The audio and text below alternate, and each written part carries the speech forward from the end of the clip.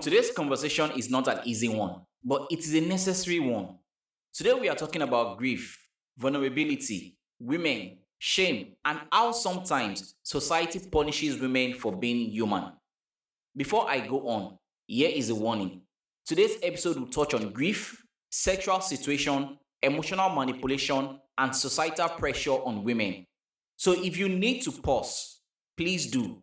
Your mental health is always important.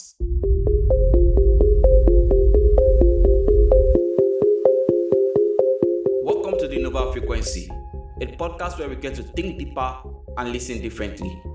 This is not a podcast about teaching you what to think. It is a space for conversation that goes beyond the surface. Conversations people are often too afraid to have or too comfortable to question. My name is Nova. I came across a story recently. Actually, my babe sent it to me. A woman loses her husband.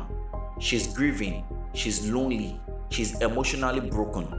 And in a moment of weakness, in a moment where she just needed comfort, she becomes intimate with her late husband's brother.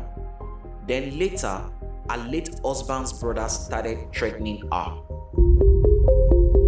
If she does not continue to sleep with him, he will expose her. And immediately, the first thing the society will say is, how could she? Why would she do that? She disgraced her husband's memory. But very few people will ask, why is he threatening her? Why is he weaponizing her grief? Grief is not neat. Grief is not logical. Grief does not follow moral checklists. Griefs make people lonely. It makes people desperate for connection. It makes them emotionally open, and sometimes it makes them reckless. And that does not make somebody evil. That makes them human. Loss changes your brain. Loss changes your decision making. Loss makes you crave comfort, even if it comes from the wrong place. And predators know this. Let's call a spade, and let's call something what it is. If someone says, sleep with me or I expose you, that is coercion. That is emotional blackmail. That is abuse. That is not romance. That is not relationship drama. This is power being used against vulnerability. And this happens more than we like to admit, especially to women who are already in a fragile emotional state. Now let me bring it home. In many societies, especially in a place like Nigeria, widows are expected to become almost invisible. No desire, no mistakes, no sexuality, no emotional needs. But widowers, they remarry quickly and society says he needs support, he needs companion, he is a man. So why is a grieving woman expected to become a saint overnight? Why is our humanity treated like a crime?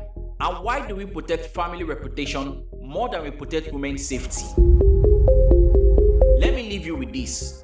If a woman makes a mistake during grief, does she deserve long life punishment? And if a man uses secrets to control a woman, why do we focus more on a mistake than his behavior? And if shame is what keeps women silent, then who benefits from that silence? Grief is not a crime. Loneliness is not a crime. Wanting comfort is not a crime. But using someone's vulnerability against them, that is a choice, and we need to start calling it what it is. This has been the Nova Frequency.